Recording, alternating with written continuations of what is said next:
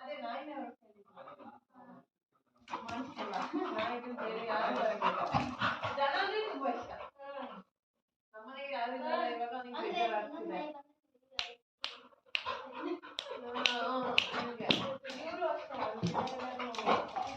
ಅಲ್ಲಿ ನಮ್ಮನೆ ಪಕ್ಕದಲ್ಲಿ ಪಪ್ಪಿ ತಂದಿದ್ರೆ 2 ಪಪ್ಪಿ ತಂದಿದ್ರು ಒಟ್ಟಿಗೆ. ಅದ್ರಲ್ಲಿ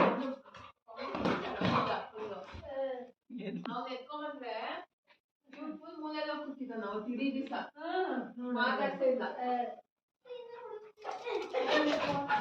ಅಲ್ಲಿ